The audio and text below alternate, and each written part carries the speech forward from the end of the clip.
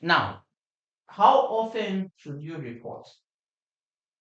If it was possible, I would say daily. Report on activities on a daily basis, if you have the time, that is. But basically, the reporting frequency is based on resource availability. That's really the basic principle here.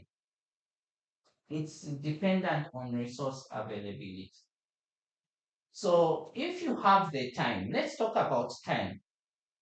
If you have the time to go all over your project sites to gather data, then you can gauge yourself and say, okay, we have all the time, let's be doing this monthly. We have the money, we have the manpower, let's do this on a monthly basis.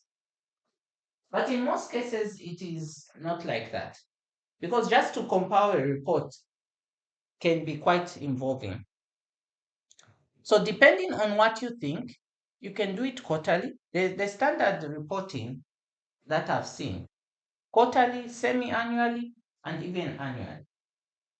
Another aspect you need to remember is that your reporting frequency depends on the type of indicators that you have.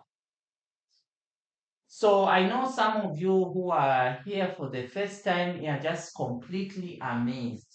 Where is this guy getting all this information?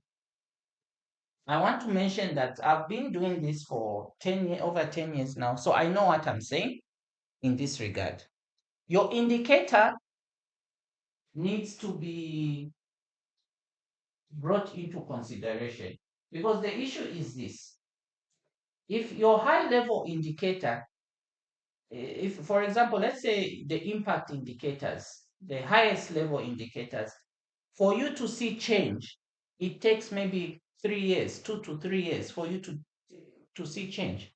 The question I have for you is then why would you go in the field to collect data annually when you know you won't even see any meaningful change on this particular indicator because it takes 3 years to see it? You get the point. So the point here is that if you're going to get data on a particular indicator, you need to know uh, how soon the change will be. Will the change happen at the time and rate that you want? No. So that's the issue you have to remember. But for output or activity indicators, such as number of trainings conducted, that's a common indicator. I can assure you, if you go on the internet right now, you're going to see a lot of these projects like that indicator called number of trainings. So that indicator takes I mean you can do it monthly because it is an indicator that's at the lower level of the results framework. Then another issue that affects reporting frequency is what the management has decided. So if the management, let's say you wake up one morning and you get a call from your manager, and then he says, "Why aren't you in the field? Why aren't you doing your monitoring?" Then you, as the M&D officer, tell the manager and say, "No, I cannot do the monitoring because I'm looking at the indicators, and all of these are high-level indicators. So I would rather we do it after a certain period of time." But then the manager insists, "What are you doing there? Just go in the field." You get the point. This has happened before. So the issue is that you can't fight with your supervisors. All you can do sometimes is just educate them.